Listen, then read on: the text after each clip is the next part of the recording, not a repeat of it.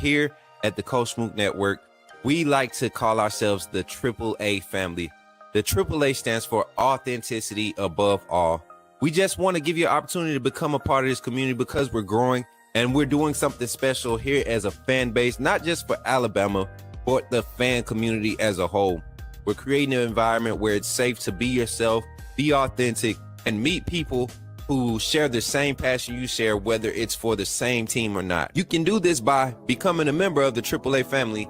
You simply start by just clicking the link provided to you by one of the moderators in the chat, or it'll be pinned to the top of the chat. Click that link. It'll bring you to my homepage. When you get to my homepage, make sure you hit the notification button and turn on all notifications. Understand that there are multiple ways to support the channel, and each level has its perks. You can go through and read each perk. As we continue to grow, new perks will be added to each level. One thing we would like to highlight that all AAA members are greatly appreciated. It does not go unnoticed that you have taken time and hard-earned money to support this channel. Once you join, YouTube is going to ask for some payment information, and make sure you monitor your subscription dates.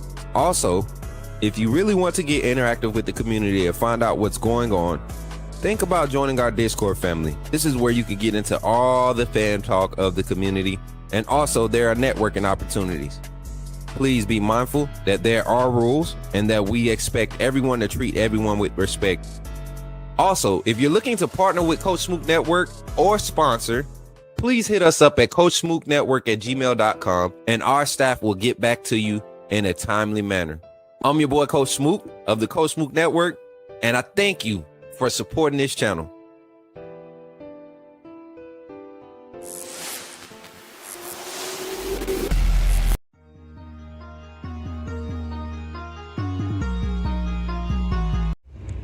Remember, when you see me in the streets, holler at me. Say, put me in the game, Coach Smook. Put me in the game, Coach Smook. Put me in the game, Coach Smook. Like, share, subscribe. You know we keep it live. Put me in the game, Coach Smook. Put me in the game, Coach Smook. Put me in the game, Coach Smook. Put me in the game, Coach Smook. Put me in the game, Coach Smook. Put me in the game, Coach Smook. Put me in the game, Coach Smook. Put me in the game, Coach Smook. Like, share, subscribe. You know we keep it live.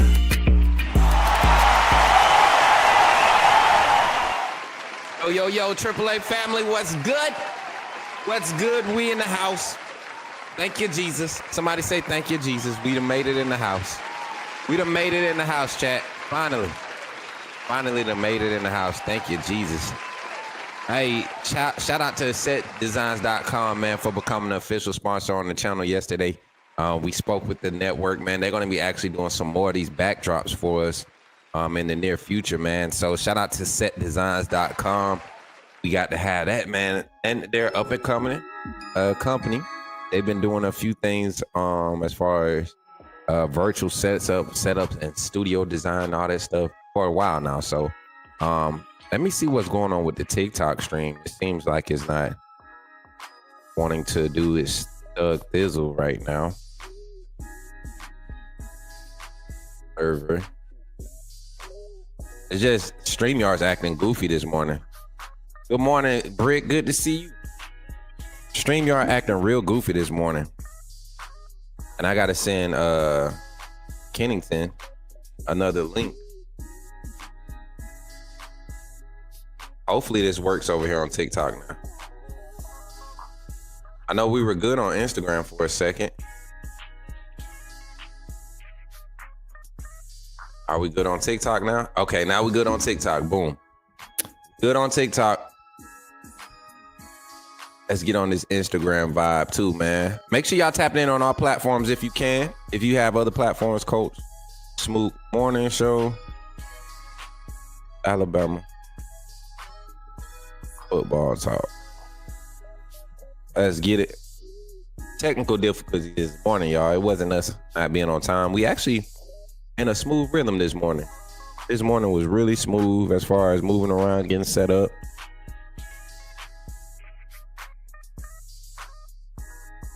We got that going. Instagram about to be live here in 10 seconds, maybe less. There we go. All right, we live on all platforms now. Good morning, everybody. Welcome in. Let's start the chop. Let me top it up with y'all real quick. Kyle J, what's up, man? Roll Tide. Brick, good to see you. Roll Tide. Jack, good to see you, man. Ain't seen that name in the chat in a minute. Ain't seen that name. Good to see you, man. The other J, he said, and we're back. I think, yeah, we back, man. Tevin, what's good? Roll Tide, man. MJ, good to see you. Thank you, Jesus. Thank him. Zach, what's good, brother? Urban Essence, good morning, sis. Roll Tide to my brother Jordan. Jason, good to see you in the chair in the chat, man. Who else? Russell, what's good, man? Good phone call yesterday. I encourage y'all to call in more this week and throughout the rest of the season. Great phone call, great content for the show. You good. And then Jordan, MJ, try refreshing. I'm not getting any of that. Listen, it was on my side with buffering. I'm good now. Yeah, man. It's I don't know. I think it might be StreamYard today, y'all. It might not be y'all today. It might be StreamYard. StreamYard, like literally we just came in. I couldn't see Mary J's camera, but I could see that she was in the studio. And then I was clicking to come on screen, and it wouldn't let me come on screen. It just kept giving me the spinning wheel of doom. So we out of that now. We back in it. Let's see if we can get this stage presence, this setting set up the right way. I gotta turn my camera a bit more, and I don't want to. All right. That's solid right there. Shout out to the big 27 in the chat between all platforms right now. We got 21 in the chat on YouTube. We got 5 in the chat on Twitter. We had some people checking in on Facebook. Mimi, my big sis Mimi French checking in on Facebook. Roll Tide, Mimi. And shout out to my brother. Hey, I had to rock it today. I finally found my hat, y'all. Y'all know when I went to Arkansas, I had to pack my stuff up and put it away in storage for a few weeks. And I have been looking for this hat for a minute, y'all. I love this Yawn apparel. This right here is that Yawn apparel, YAHN. Go check it out. We got the street casual apparel for y'all here on the Coach Smook Network, collabing with other creators and entrepreneurs in the space, man. Okay, yeah, we'll do the background like that, Mary J. I think that's better. Keep it like that. I like that.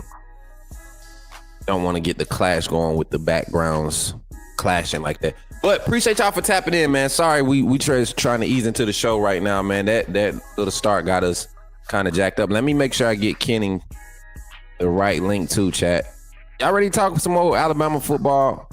I know we tired. I know y'all probably like, dang, bro, all we've been doing is talking about Florida State. Well, that's what we got. That's what we've been waiting all these months for. What is it, 7 months between the last college football game and kickoff of week 1 for us? Our last game was January what? Or was it December? We didn't even get to play in the new year. We ain't seen our team in 2025 play a live game because our bowl game was before New Year's. Or was it on New Year's? Where was I? When I was at Baumhouse reacting to that game? That wasn't after New Year's. It was before the New Year. Like the 29th or something like that, 28th or 29th. We had a BS bowl game. We can't go through another season like that, chat.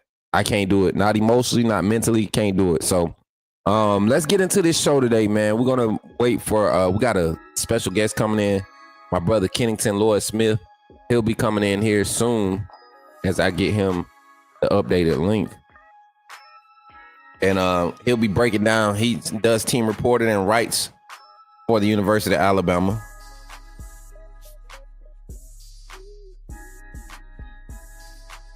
Hold on, y'all, let me get this.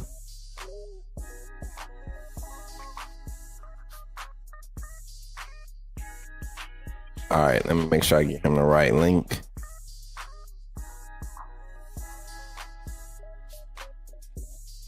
There it is. Now we in the game. Shouty. We in the game. Somebody say, put me in the game, Coach Smook. All right, let's talk.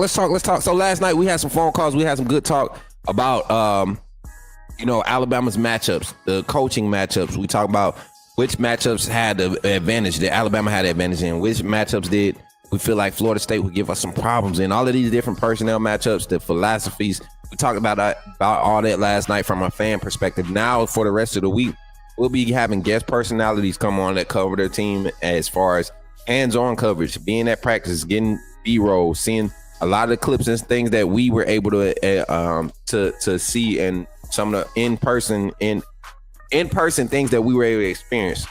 Y'all get to talk with people that experienced it the same way I did, and they get to speak on it from their point of view. And what I like to try to do is leave it open for a conversation, meaning I don't try to impose my thoughts or my findings on the guest. I let the guest speak, and I like to see how relatable or how close they think. What's up, Ro? We got a chocolate Ro checking in off of Twitter, y'all. If y'all don't follow Ro, y'all missing out during the season.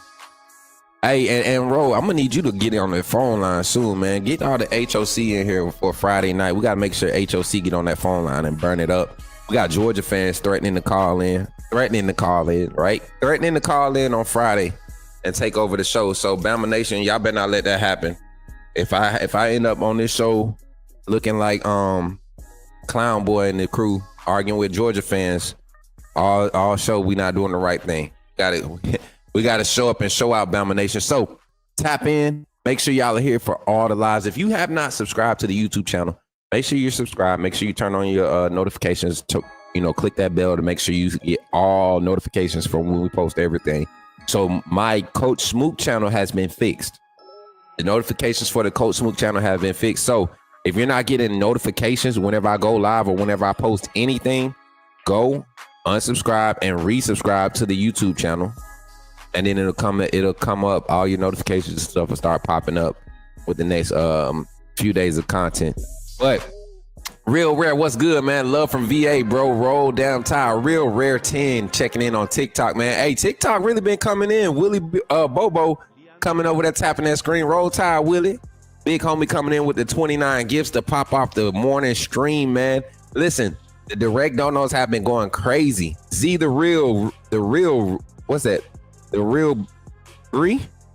Z the real, what's that? What's the 3 stand? What's the other 3 for? Is that supposed to be Z the real 3? I don't know. Z the real, I don't know. Welcome in, man. Roll Tide. At this point, just Bama just live rental free. Bulldogs fans head coach. Facts. I think, you know what? I think it's the other way around right now, though. A lot of Alabama fans are embarrassing, right?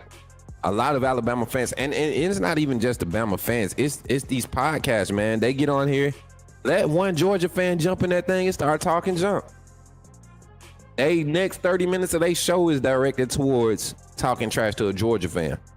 We got Florida State on the clock. Georgia gonna get theirs. Georgia fans know exactly what to do. They know what's happening. They know what's happening over there in Athens. So they need to find some way to stay relevant. Real Rare, the facts, they are very overrated. And I think they're in for a rude awakening. But there are teams like South Carolina I would rather want to talk to their fans and see what they feel is, because I feel like they're the problem in the SEC this year. They're the dark horse. They're the ones that's going to go into a few away games and probably get 1 or 2 upsets on the road this year. They're not going to be favored, and it's going to be quote unquote upsets. But South Carolina is probably one of the better teams in the conference right now. I think after Texas loses to Ohio State, they'll click it in the gear and somehow be a contender again. I think Oklahoma will find out their answers this year, but won't put it out as a successful product till next season, right? Especially if I think Mateer has another year, and I don't think they kept that quarterback in the signing class. So we're going to talk a lot of different things throughout the week in preparation for Florida State, Alabama versus Florida State. But I think Alabama fans really need to dial it down when it comes to which fan bases we're going to acknowledge. Because right now, if you notice, Florida State fans are starting to come out of nowhere. We've been talking about Florida State all summer, and now out of nowhere, your number is 3. Okay, Z the real 3. Okay, bet. I get it now. That's why I wanted to go. That's why I wanted to go with. But yeah, we just been talking Bama, Florida State all summer. We've been talking about the different personnel, different players. Now we get the countdown. You know, I ain't seen a Florida State fan in sight, right?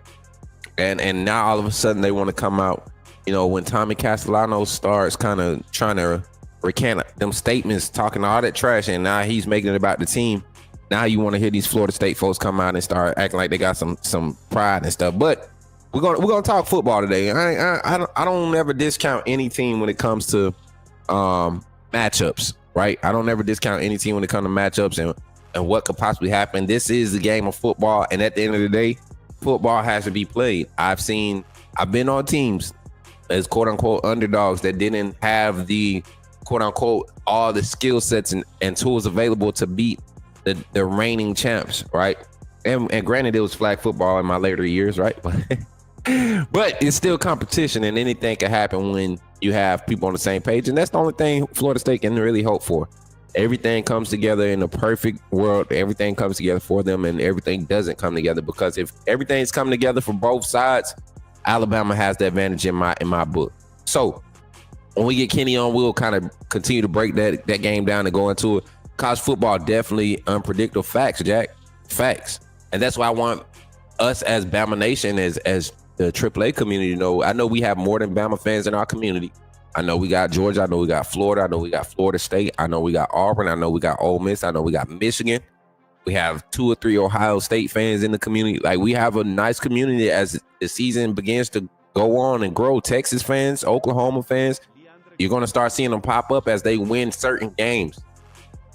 Right? As they win certain games. A lot of them not going to talk much in the first 2 to 3 weeks. But when they start winning certain conference games or head-to-heads against Power 5 opponents, you're going to hear them pop out. And those are what we like to call fair weather fans, chat. Only time you really want to pop your stuff is when your team doing good. Where was you when your team was time to just talk their talk and see who going to prove something? Where was you at?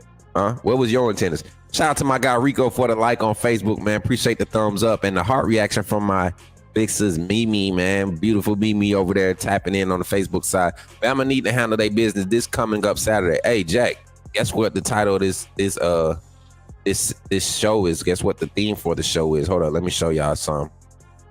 The theme for the show, if y'all didn't see it at the beginning of the show, me and my brother Kenny, Skinny Kenny, a business trip. If y'all don't listen, let me Mary J, get the banners off real quick. I got it. So right now, do y'all see the theme?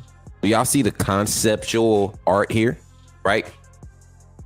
First of all, AI be hooking you up with these doggone suits. AI know how to hook some suits up. I don't know why they change my hair every time, but I just wanted my suit changed. All right.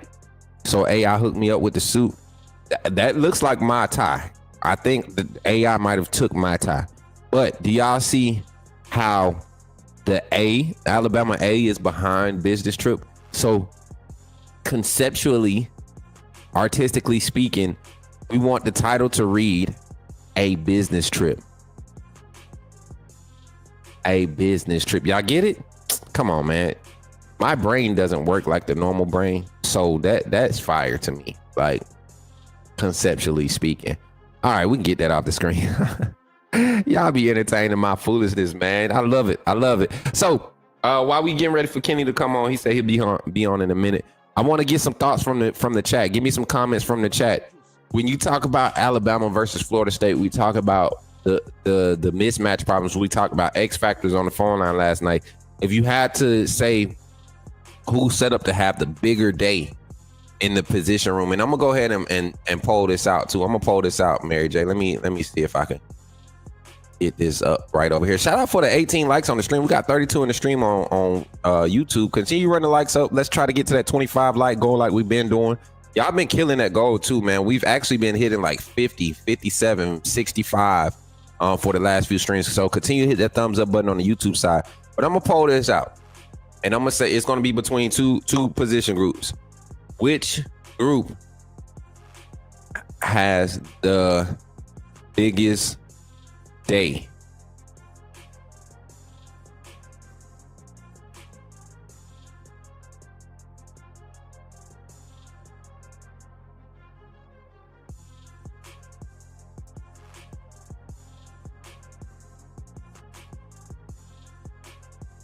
So I want to know, and I want some thoughts in the chat. Because I think the big matchup in this game isn't going to be in the trenches. I think Alabama will have the advantage in the trenches, but it's going to be some plays need to be made on the perimeter. And which team, in order for Florida State to have success, yes, they got to be able to run the ball, but their plays on the perimeter have to be what drives them. That's what's going to be keep them in the game, right? And then they also have to cover the wide receiver talent and the depth in this room. What's up, Melvin? Good to see you, man. Roll Tide, bro. 5 Adam, I see you in the chat. The world is falling because original. What? 5 Adam. What you talking about, man? God bless you, though. Fall facts, bro. FSU in the rude awakening talking season is over. It's football season, not facts, MJ. So I look at it now. And I say, well, who's going to have the bigger day? Is it going to be Alabama's defensive backs, or is it going to be Alabama's wide receivers? Because Florida State, they need their secondary to step up like crazy. And I just don't think they have the depth. I don't think they have the talent up front, to really put pressure on our quarterback in our passing game. So we're going to see if that happens. But who do y'all think is going to be? We got a poll in the chat right now. We got the DBs they taking the lead right now with 55%. We got 11 votes in the chat. Continue to run the votes up and run the likes up. While we're waiting for the votes, this is my thoughts on it, and I'm gonna talk about both sides. I think let's talk about Alabama's receivers, because I see a lot of receiver votes coming in now. I think right now the wide receiver room, because it's the first game of the season, I think we'll see maybe 24, 27 completions max, right? And out of those 27 completions, I think 6 or 7 of them go to the running back room, right? So at least 20 completions to go between 7 receivers and tight ends combined. So let's say your top 5 wide receivers and your 2 top tight ends are probably going to really be the ones actually getting targets, and maybe an H-back target. So let's say 8 receivers dividing up 20 completions. So when you look at the pecking order and the load that's going to be as far as snap count, you can expect guys like Jeremy Bernard, Ryan Williams, Isaiah Horton to get, majority of those targets. Out of those 20 targets, I think you can expect 6 of them to go to Horton. I think you expect 4 to 6 of them go to Ryan. I think you expect like another 7 or 8 to go to Jeremy Bernard. Right now, in between, outside of those original 20, I think you have 8 opportunities. Like I said, between the running back room, tight end room, and the other guys, I think we have 8 opportunities to really hit 2 other guys or 3 other guys and get them targets. So I think Alabama's receiving core, although productive, won't be the biggest impact. I think the run game is really what opens these games up and creates separation for Alabama. But I think the DBs will have the bigger game, because I just don't trust Castellano's arm. I've seen him in pressure situations. He does not trust his protection once he feels pressure. He's not going to stand in the pocket and deliver a tough pass. So if our pass rush can get to him like I expect it to do with all these new pieces up front in their on their offensive line, that veteran presence is going to account for something, but I don't think it accounts for opposing veteran presence when you have just as good of an athlete on the opposite side. So for that reason being, I think Alabama's defensive backs will have the bigger day. Castellanos is going to try to make way too many plays. He's going to try to play off schedule. And I think this vision coverage, the back end, the way that the secondary, the safeties and the nickel corner, the Husky, the way that they're reacting to the underneath concepts and how they're breaking on the ball and driving on the ball, you can see some big hits off of quick catches, or you can see some big hits after a quick catch on a turn and run, yards after catch situation where the ball might pop out. And you might see 3 or 4 turnovers from this Alabama defense, or 3 or 4 big breakups, bang, bang plays where it's breakups, because Castellanos is not accurate, especially on the intermediate ball. So a couple dig routes, a couple posts that's going to be, maybe underthrown or, thrown too early. Those are situations where you're going to see big plays from our defensive backs like Bray Hubbard, Keon Sabb, Drake Kirkpatrick. And then you talking about the press coverage up front between the corners. Damani Jackson, Cam Calhoun, Xavier Brown, Dijon Lee, Deshaun Jones, Red Morgan. All of these guys in that cornerback room that really play physical at the line of scrimmage. It's going to be interesting. I think the DBs will have an advantage in this matchup. I think the DBs will have the advantage in this matchup. Hold on, chat. I got to make sure this link works.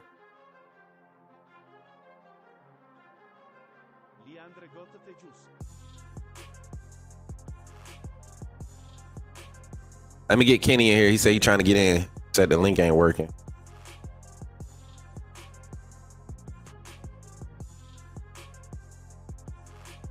Uh-oh.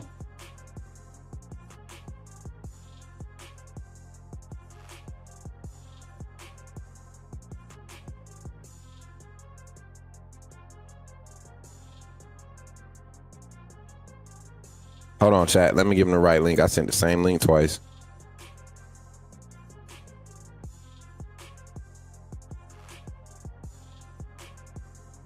Put in the wrong group. That's why. Mods, that's not for y'all. All right, y'all. I got the right link out. So, and I look at it. I'm looking at the poll now. We got 20 votes. Let's get 5 more votes on the chat, man. We got 39 in the chat. Continue running likes up. We got 24 likes on the stream. One more like. We're gonna hit our like goal before the first 30 minutes, the first half of the show. Whoa. And then I kind of want to react to this this statement also that Kalen DeBoer put out for Jaden Roberts. Like I said, I told y'all yesterday, I feel like he's going to try to make a push to play. The protocol that he's under is very unusual. If I had to speculate, I think there's something a little bit deeper than a concussion. And I pray that everything is great. Like I pray that everything turns around for Jaden, because y'all know how much that young man means to this team. But on a personal level, that's nephew right there, man. That's nephew. And show love every time I'm on campus. I talk to Jaden every time. And talking to him after the last scrimmage, he was in great spirits, ready to get back on the field, ready to get back 100%. So I don't know what the update what's happened, but the moment we able to get something verbatim or valuable to speak on when it comes to Jaden Roberts and his progress, we'll put it out there. But this is what Coach Kalen DeBoer had to say about Jaden Roberts and his availability for this Saturday's game. Check it out, chat. In regards to the offensive line, I know you mentioned Gino, as a potential to replace Jaden. Is there anybody else in the depth part of the offensive line that earned their way to being considered for rotational snaps on Saturday? Nothing probably to the extent that we had a year ago, where we were very intentional. Gino, and then at right tackle, kind of rotating there too. So nothing to that level right now. Doesn't mean we don't feel comfortable putting some guys out there, but especially with this group, I'd like to get out there and generate some continuity, some momentum. I remember last year, the first play of the game, I think Parker's helmet flew off. Proctor got hurt in pregame. So by the second play of the game, we had 2 new faces on. So hopefully we got a little better luck here this year when it comes to that. So, but yeah, I think that's kind of the unit and the group that we'd like to have out there, most of the snaps. Doesn't mean that a guy here and there might float out there for one series, but it's not something as intentional as we were a year ago. 100%. Hey, and if y'all didn't recognize the voice, man, that was definitely my brother, Kenny Smith, man, showing up and asking some good questions. Y'all know every time we talk about media, we talk about the questions that they ask as far as what this team is becoming, and some of the answers and speculations. Some of the speculations we all have in these conversations we have daily on these shows. It's like we don't have a connection with a lot of the media, your mainstream media for Alabama coverage. And so we appreciate team reporters and journalists and columnists that go in and ask the good questions. They actually look past the surface level stuff and aren't chasing the click. They looking for the details so that we can have a good perspective on how we judge these games. So without further ado, y'all, right after this little quick break, we're going to bring in our special guest, none other than Kennington Lloyd Smith III. But before we do that, y'all take an opportunity to become a member of the AAA family. Listen, we got some coverage and some things that's going to be dropping starting Monday after the first game when it comes to post-practice reporting. It'll be members only. It'll be only available for members only every day. Every time we post it, it'll be available for members only until 8 p.m. All the rest of you won't be able to get that content until we do our night shows after we get done talking about everything. So you'll get it on the back end. You'll still be able to see it, but you won't see it in real time like the members only. If you want to get that type of content and that access, think about joining the AAA family right here. Glad you chose to stop by the channel today. Just wanted to give you an opportunity to really become a part of this community here at the Coach Smook Network. We like to call ourselves the AAA family. The AAA stands for authenticity above all. We just want to give you an opportunity to become a part of this community because we're growing and we're doing something special here as a fan base, not just for Alabama, but the fan community as a whole. We're creating an environment where it's safe to be yourself, be authentic, and meet people who share the same passion you share, whether it's for the same team or not. You can do this by becoming a member of the AAA family. You simply start by just clicking the link provided to you by one of the moderators in the chat, or it'll be pinned to the top of the chat. Click that link. It'll bring you to my homepage. When you get to my homepage, make sure you hit the notifications button and turn on all notifications.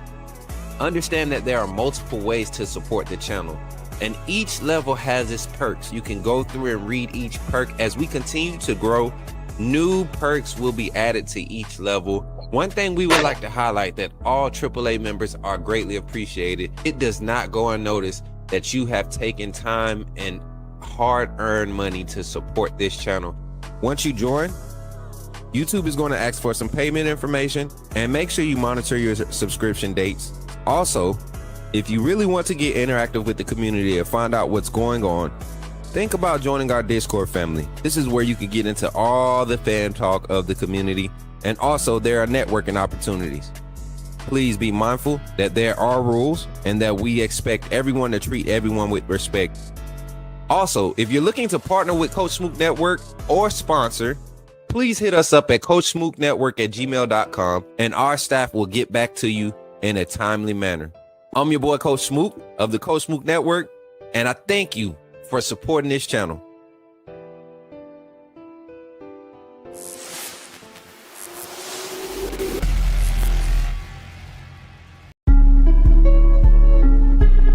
You're talking about Jalen Milroe and the Pips, the perfect weak side linebacker, right? Put him next to the mic. Not going to take us a lot of time, but I want to say that I'm excited about what. Okay, forgive me, my brother. What's on your mind?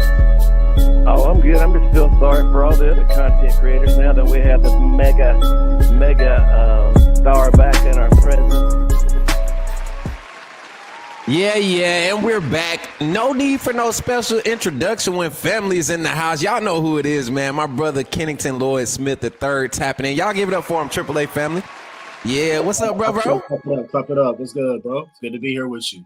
Man, good to see you, bro. Look, it's been a while, man. Look. Why you looking grown now? You look like a grown man now. Last year you was looking teenagerish. Now you looking grown, man. What's going on? Hey, man, you know what I'm saying? Grew the beard out a little bit, you know, so, we feeling good, looking forward to another year on the beat, man. And it's exciting, man. I feel like we've been talking for so long about, what's going to happen this year, and it's finally here. So I'm looking forward to it. Facts, bro.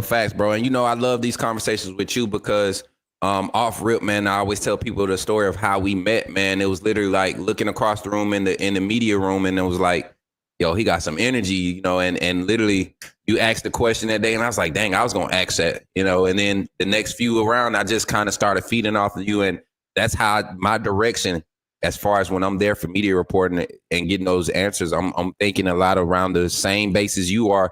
And I like what we're seeing in the media reporting from Alabama this year, man. I didn't have as many complaints as I had last year. And also just being a part of that circle, man, it's big, man. So I'm glad that you're here. Spending time with us here on the Coach Smook Network, man. And you know how we do, man. We relax. We just talk good ball about our Crimson Tide, man. So give us some updates, man. What's been going on with you? How's this fall, this spring? We talked a little bit in the spring, but how's your fall evaluation of this team being in, and where you standing coming into game week, man? Yeah, I like where this team stands. I think, you look at defensively, and it's like ironic, Kalen DeBoer is an offensive coach, and so much of the conversation has been about the offense, right? Ryan Grubb's coming back and Nick Sheridan staying and this brain trust and how's the offense going to work and the quarterback competition. But I really feel like this is, at least in the beginning of the year, going to be a defensively led team. I don't think it's out of the possibility that Alabama has the best defense in the country when we're at the end of the regular season. We just think about the returners that they have, the continuity with Kane Womack, the fact that he can just game plan now. He doesn't have to coach any specific positions. He can just focus on building game plans. I remember last year I sat down and interviewed him, and that was the number one thing that he missed about head coaching. It's like, how do you feel about head coaching and what you know about that and how you can help Kalen DeBoer with that, because you were just in that seat, but how do you take that and maximize it in your role? And he said one thing that he missed while being a head coach was that he couldn't really like game plan the way that he really wanted to, because you have to kind of oversee everything. So I think him going back to that and getting a chance to really focus on that like exclusively is a really underrated part about this team and this defense. So I think defensively led to start. I really like where it stands.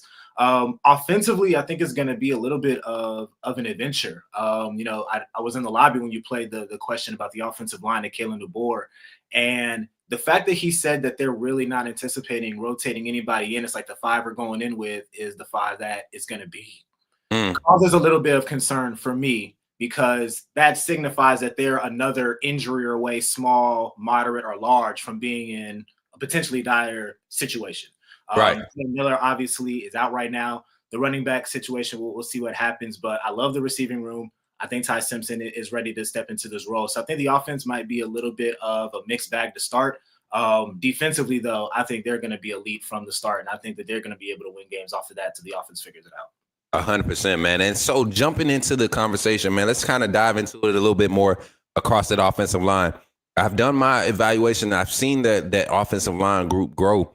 And it looks like at practice, and I just continue to see these consistencies. Even last year, you saw kind of like the same energy or the same concept around the offensive line development. Coach Cap seems to have like a groups of 6s that he likes to develop in as far as trying to get continuity between 6 or 7 guys. That way you can roll out, like Coach Kalen DeBoer said in his reply to your question. Usually you have a situation where naturally they might have a 6 guy that they float out there for 1 or 2 series just to get a different look if something is stumbling or they want to give a different look. Do you think we're in a situation now with as much it's not that we have a problem, they're just unsure about what's behind it? Because you look at guys like Olis Alani, Michael Carroll, Jackson Lloyd, who have really been popping in spring and fall ball, and we saw guys miss time during spring ball. We saw starters miss time during the fall camp, and the offensive line production and offensive production didn't fall off in any of the scrimmages. So from a standpoint of is it just the lack of confidence, or do you really think it might be a personnel issue if we do lose another body on the offensive line? Let's say Caden Proctor has a crazy injury, kind of like last year, or something happens with Gino coming in replacing Jaden already. So what do you think that standpoint is? Is it more so experience, veteran presence, or just the unknown? Yeah, I think it's probably more of the unknown. I think one great indicator of if a coaching staff is confident in their position group or not is how much they dive into the portal for that position, right? So you go and you get Cam Dewberry. I think that was very strategic. Like, okay, this is somebody who we look at as like a starter. So you bring him in, and then you bring in Arkel Nugum as more of a developmental piece. He's not really like competing with kind of like the middle guys in the middle of that offensive line, like the Olauses, et cetera, right? Rock Montgomery, et cetera. Guys who have been there for a couple of years. He's not really competing necessarily for those guys. It's like, okay, we're taking this guy, we're going to develop him and see where it goes. So right. I think that they're confident in like the middle group, because they really didn't bring anybody that like in the portal that kind of like fits within that group to like push that room. Right. I do think it's a little bit of just the unknown, though. I think it's interesting, though, in Olaus's case, he ran all spring at tackle. Now he's back at guard in fall camp, but he still wasn't mentioned necessarily by name in terms of like somebody like, okay, like, we could possibly throw this guy out. Maybe that's just Kalen DeBoer playing the cards close to his chest. But I thought that was interesting. I feel like he would probably be like the one, though, if something were to happen against Florida State, the one that would probably get in there, just because he probably has the most experience, right? He's played in some games over the last couple of years, but then he had like that really good experience in spring practice, playing at tackle and getting a chance to go against the ones allotted. Now he's back at guard. So I think it's a little bit more of just kind of like the unknown because these are guys who have been around for a couple of years. We just haven't really seen them in like a really like high leverage situation. A lot of it has been kind of in garbage time. And credit to Alabama, they blew out a couple teams last year, so these guys did get a chance to play, a couple of snaps. Like I went and looked back at the team website where they have like played this many snaps or whatever. Guys Right. like Olaus and Rock Montgomery, et cetera, they logged like 30 plus snaps in a couple games. Like they went out and got some snaps. So Yeah. I just think it's a little bit more of the unknown in this type of situation, especially in this environment, right? Like week 1 at Florida State, regardless of whatever you might think of Florida State, if you're an Alabama fan, this is still going to be like first game energy. They're going to go in there thinking Yeah. they can win, right? Like they have this brand new team. There's going to be a lot of energy. This is like, we kind of joke like Alabama is everybody's Super Bowl, but this is a legitimate make or break game for Florida State. Mike Norvell, there's a lot on the line in this game. So I think Right. it's a little bit more just kind of the unknown of like potentially throwing somebody else into the mix that does not have that experience, right? Like we're Right. talking about new quarterback, new running back. Now we're talking about maybe another offensive lineman kind of going into what conform he's going to be getting this Facts. this start as well. So there's a lot of unknown already, and maybe it's just like a fear of throwing another variable into the equation. 100%, man. And then just transitioning throughout the rest of the offense, man. I think we sit in a spot right now with Jaden Roberts being questionable. That does put you at a little strain. But what you have surrounding that, if you can just find something consistent there to build from, whether that's all right, we go to half field reads or we go to quick game, whatever it is, if we're able to find something that we're able to build off of, I think right now with the quarterback situation, and I know you've done your reaction to QB1, Ty Simpson being named as QB1, it's kind of something that we saw foregoing, leaving the spring, the way he performed. The fact that Keelan Russell even kept it a conversation lets you know that we have quality depth there at the quarterback position that I believe Ryan Grubb is probably the most excited about this quarterback room that he's had, that he's ever been, based off of his history in coaching quarterbacks and developing quarterbacks in this scheme. Same thing with Nick Sheridan having these assets available. But I look at the quarterback situation with Ty Simpson coming in, and I don't think, and this is not being hard on Ty, I think this is just setting the expectation and set it for what it is.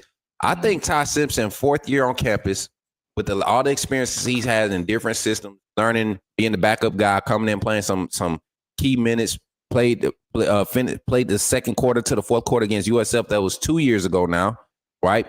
You look at where he was then, the lack of composure in there, and that's the only thing you hear coaches speaking on is his composure, the mental aspect of the game and how he approaches it, how his leadership is not just done through his actions, but now it's becoming a vocal thing because his actions follow what he's saying vocally. How excited or how nervous? Is it more so excitement or is it more so anxiety and nervousness when it comes to seeing Ty Simpson finally get his opportunity to be the starter for this Alabama? We're expected to see the next phase of what Kalen DeBoer and Ryan Grubb have done at other stops. Do you think Ty Simpson checks the blocks and is able to carry that over into game time this Saturday against Florida State? Yeah, I think so. And I think it's more so excitement, but I think it comes from like a couple of different areas, right? Like, as, like a reporter, our job is not to root like for the teams that we cover, but at the end of the day, you still want to see like a good story, right? And you want to see a great story. And this has the potential to be like an awesome story, right? Somebody who has, lost a quarterback competition and then transfer. Even when Nick Saban retired, he still decided to stay to be the backup again. And now he's kind of like getting his opportunity. It feels like an opportunity to have like a really great story. I'm also excited just for what this offense could look like in year 2. And then also the kind of conversations around it, right? Like obviously college, starting quarterback is a polarizing position. At Alabama, it was at an inflection point last year when it's like, Jalen Milroe is only starting because of loyalty and Kalen DeBoer can't run the system that he wants. And Ty Simpson is a better fit or somebody else might be a better fit. Well, whichever side of that conversation you stand on, it's all going to come to a head. So I'm excited about that part, right? I want to see how he plays in the offense. I want to see how the offense looks. I want to see how it's different. I want to see how much of an impact Ryan Grubb is going to have. So I'm excited about, that part of it as well. So I would say it's a little bit more of excitement. And as far as Ty Simpson can do it, I mean, Ty Simpson doesn't have to be like, a world beater for Alabama to go far. Can Ty Simpson be as good as Will Howard? Right? Like Will Howard Will Howard was, good. He was a 6th-round pick in the NFL draft, but he wasn't all Big Ten. He wasn't in the Heisman conversation, but he did what he needed to do. Ohio State won the national championship. If you looked at the last couple of national champions, their quarterbacks have all kind of been in that same vein, right? Like these, the Cam Newton game manager versus game changer. There hasn't been a lot of game changing national championship winning quarterbacks the last couple of years. Will Howard, I know JJ McCarthy went in the first round, but most people say that he was just managing the talent around him. Stetson Bennett the 2 years, but before that, and then even Mac Jones, right? Like had awesome weapons in 2020. But it wasn't like, I know he was a Heisman finalist as well, but like Mac Jones isn't like the game changer of like a Bryce Young. Right? No, nowhere near it. Right. So if you look at the last, 5 years, recent history, you don't have to have this awesome world-beating Heisman winning quarterback to win a national championship as long as everything else around it is secure. So, the question for Ty Simpson is like, can he just read his lines, right? Like just read your lines, just go in there, do what you need to do. Obviously, change the play or change the game when the opportunity presents itself, but don't overextend yourself because you have all of this talent around you. So I think he's up to that task. And the thing about it, like you said, if he's not up to that task, well, then obviously there's going to be, some capable people behind him as well. So I think that's a good situation to be in. 100%. And I'm going to go right behind you with this. I think it's more so on for me, I'm more so nervous, man. Mm-hmm. I've been on the sidelines and I've seen the most talented quarterback have to go through that tough stage of, hey, you don't got it yet. Figure this out and you'll have it. And when they figure it out, it's like, how long do they stay on that trend or that mindset, that mentality of continue to do the things that I had to do to get to this point? And you heard Coach Ryan Grubb speak on that. That was the first thing when one of the reporters asked, has there been any difference or what have you said differently to Ty since announcing him as the starter? And I look at it and Ryan Grubb literally said what I would say as a coach, don't change nothing. Right. If this is what you had to do, if this is the mode, the routine that you've been doing to earn the trust, continue to build on that by practicing those same characteristics, those same motions, those same that same routine, adding to it as the week comes along, because this is just the beginning. Earning the job is not even the beginning. Right. It's like the trust, earning the trust of the team is the beginning. And if you all remember, Ty Simpson didn't come on campus with the best persona. A lot of ego tripping was done his freshman year. That year he came into him losing that job with Jalen Miro. A lot of things in the locker room were being said. He had to check himself and really, really accept it and was accountable for that. And it showed that following season in that competition between him and Miro, because truth be told, it would have never, if Ty Simpson had the same opportunity Jalen Miro had last year to be the starter just last season under Ryan Grubb and Kalen DeBoer, I mean, not Ryan Grubb, but under Kalen DeBoer and Nick Sheridan, I think we would have seen the same type of growth and transition happen regardless of who the quarterback was. Right. He was going to be living with limited resources, limited continuity. Things would have just developed in a different path, but I believe at the same rate. And you still would have had a 9-3, 10-2, 8-4 type team last season. Now, this year coming into year two, got a quarterback that's been in the system now for his second year, fourth year in college football, has seen some different stadiums, has been in that environment. I think Ty Simpson, I'm more so anxious than excited because I feel like this is where he should take off. Right. At this moment right now, without having to go through all the injuries and different things stacked against him from his weaknesses being exposed earlier in his career, I think he is now in the position right now to have it set up just like Mac Jones was. Like you said, Mac Jones stepped into a situation where everything around him had developed so good that he was able to progress and grow at a rate that probably now you see him in the NFL, or once he got to the NFL, you saw where his lack was. He wasn't a game changer. He wasn't one that could, if I'm going to change the play at the line of scrimmage, it's not me being the impact player of that gameplay. I'm seeing the mismatch. I'm getting to it quick because that's what I have to do in order to be. I think Ty Simpson has a different skill set that allows him to be a little bit more electric, a little bit more elusive when he's outside the pocket, and his accuracy on the run is something that I've been more so impressed about this coming into this fall. So I love the QB situation, but then also right there behind him, man. On the anxiety point, right quick, before you go to that point, something that you just said about game manager, game changer, anxiety in this particular game that I think would make me anxious. If the running game is not going, now it turns into Ty Simpson needing to elevate the offense, where is it going to go from there? Maybe Ryan Grubb is just him, DeBoer, Sheridan. Maybe they're just going to scheme it up that well, right? Maybe these are just going to be like, like the old Lane Kiffin is like they're throwing up touchdowns before the play even starts. Maybe they can scheme it up like that. But if the run game isn't going, and then it turns into, okay, now it's like, Ty Simpson, we might need you to throw it 35 times so we can get out of here with a win, right? We might need you to throw it 40 times so we can get out of here with the win. You mentioned throwing on the run. If there's a young running back that's going to miss a blocking assignment, right? Like that's a big part of this as well. You're going to need Ty Simpson to make a move in the pocket and throw on the run. That's where I could definitely see some potential anxiety setting in. So I think you made a good point there that kind of, brought up another thought, but I'll let you. Because we dealt with that last year. We had the most talented offensive line coming into the season. Parker Brailsford was supposed to be the missing piece, and we saw early in the season, not just Wilkin Formby. We saw Jaden Roberts struggle in pass pro. We saw Tyler Booker, and some of those play action looks. His gap was some of the issues. Him trying to cover down for the left tackle, Caden Proctor. It was a lot of issues early in the season, but because of the explosive nature of this offensive scheme, man, when you miss on those opportunities to disrupt the offense and you allow a quarterback like Jalen Murrow to get outside the pocket, be a playmaker, whether he uses legs to throw or he uses legs to create big plays, you see things like that happen. So who's to say that's just not a part of this offensive scheme or just like one of the breakdowns that you train for?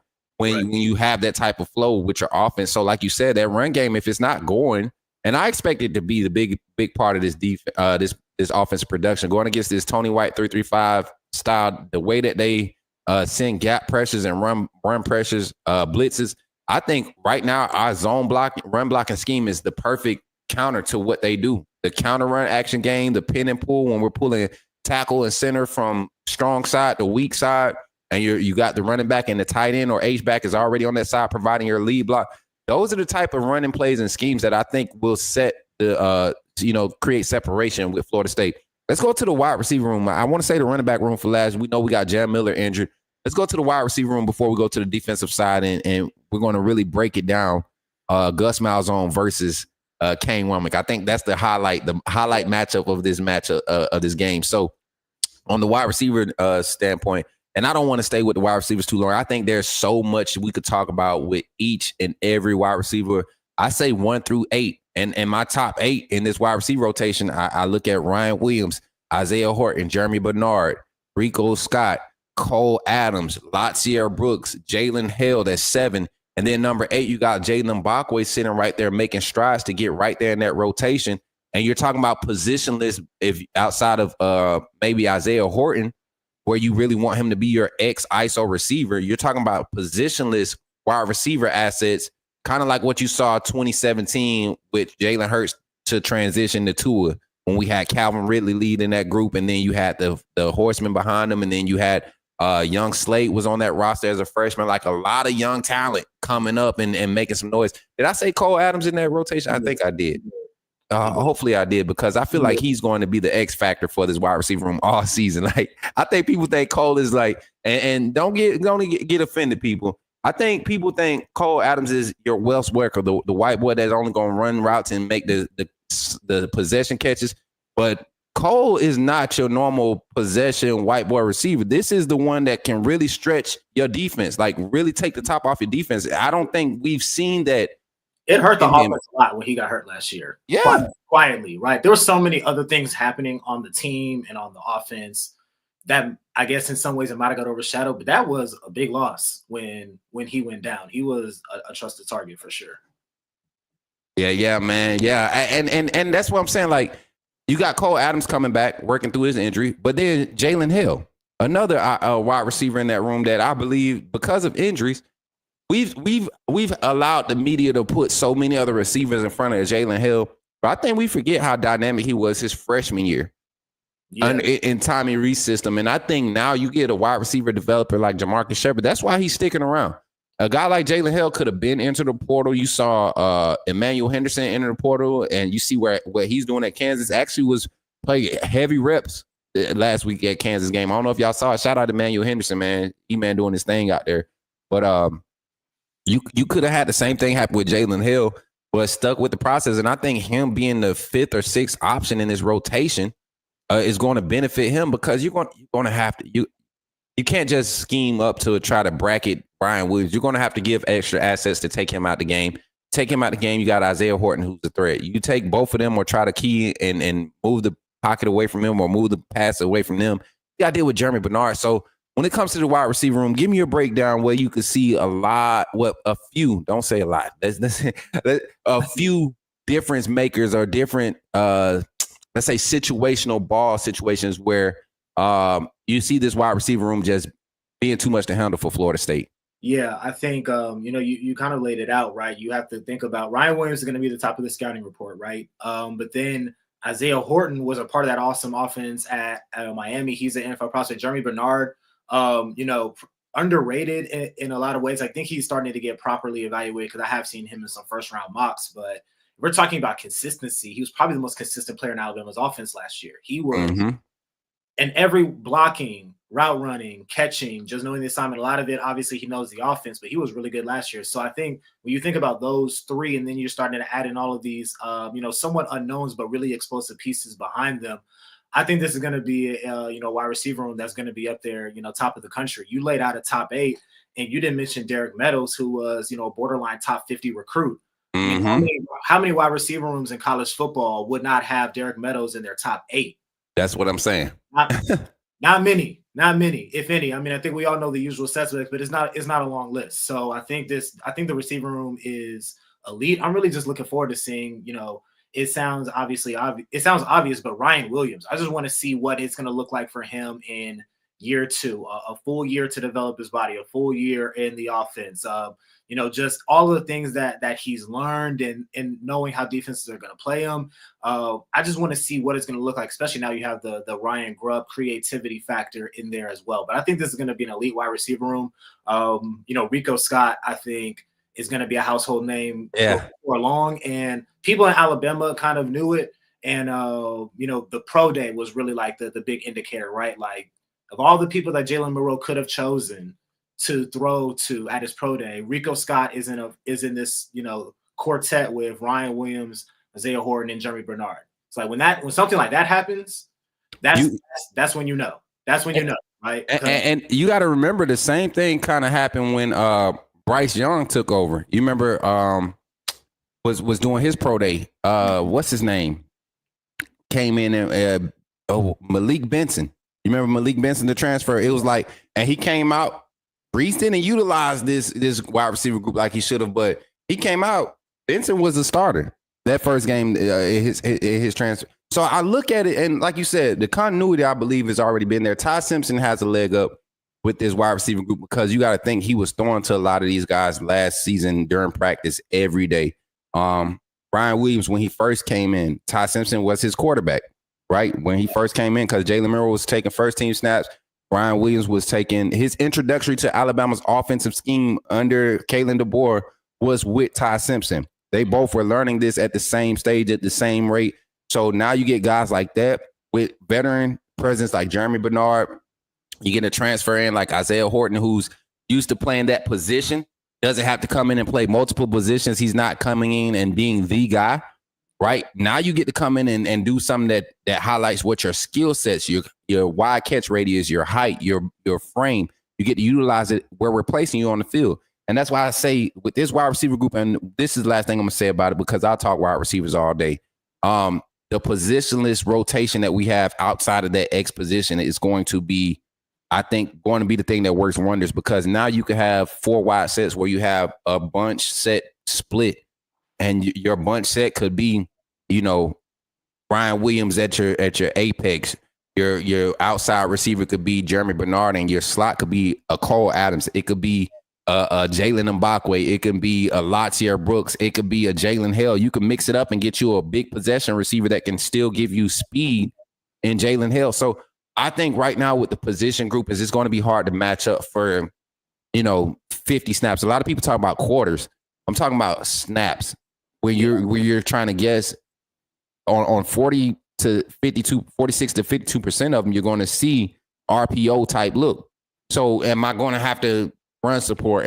Is this guy coming to block me, or is he coming to set me up for a block? Is he Is his slant actually a part of this pass? Is a pass play call, or is this a run? Like all of this, you're gonna have to worry about it every play because now ball distribution is a focal point, right? So I think right now the wide receiver matchup against this Florida State secondary, we haven't really talked about it. We're about to jump into it. I think the wide receiver matchup, I mean, massively. And Florida State got Squirrel White, they got Deuce Robinson, but they aren't like possession receivers. Those guys were able to get their name because they were the third guy. They were the second guy at their previous stop. Now coming here and trying to figure out who's going to be the guy, that's going to be something to work through. And you picked the wrong week to work through that when you talk about lining up against Alabama in week 1. So I like where we sit at with the wide receiver room. Anything else you got with the wide receiver room, man? Yeah, what you just said about what the variations that they could do, that was not available to Alabama last year because some of it was injury, some of it was personnel, but Ryan Williams and Jeremy Bernard were the only receivers that were over 150 yards in 13 games.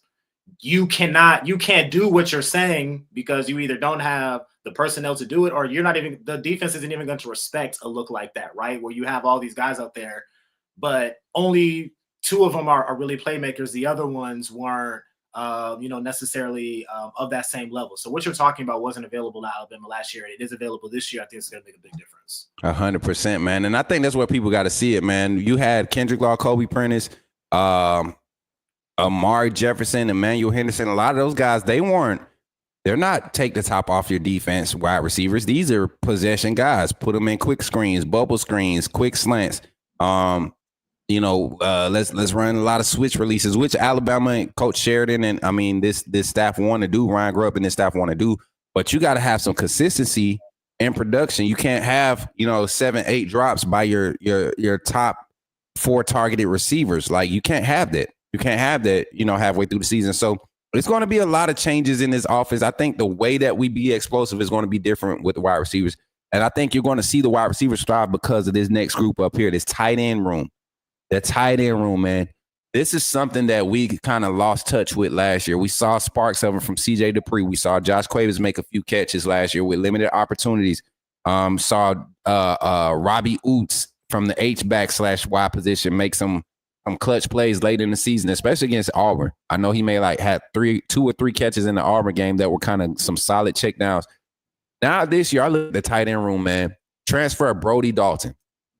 I have not stopped hearing about this young man since he showed up on campus and then got to see him in the second scrimmage and might end up being tight end 1 by the end of the Florida State game. And I love Josh Cuevas and what he brings to the room and the experience factor.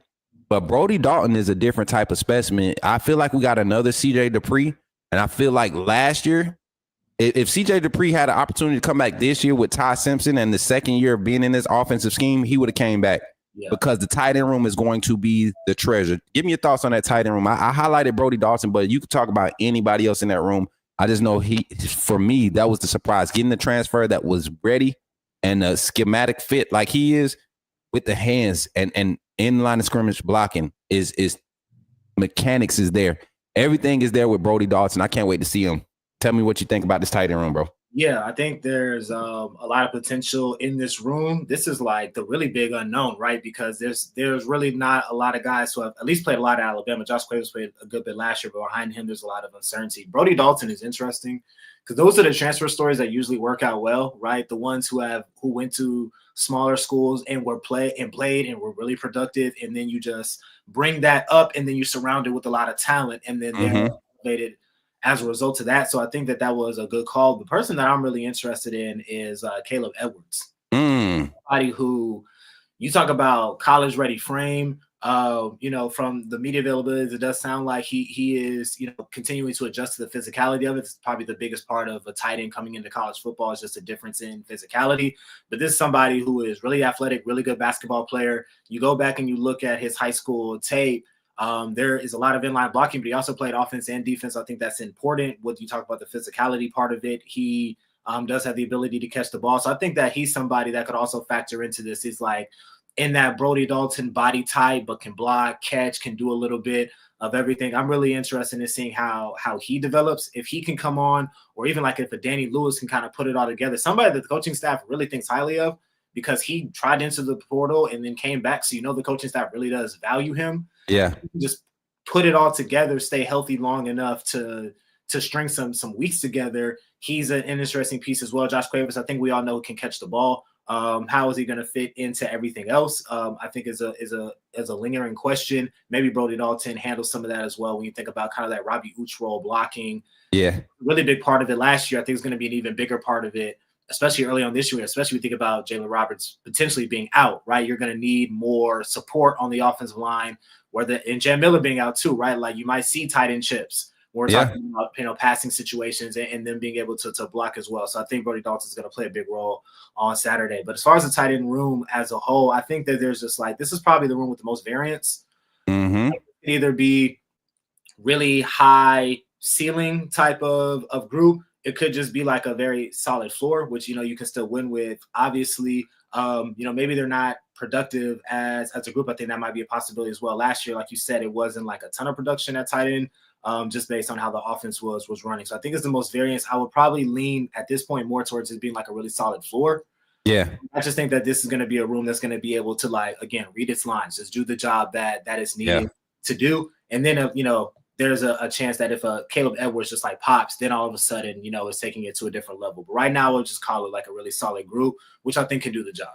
Right. And you talk about Caleb Edwards. I look at Marshall Pritchett.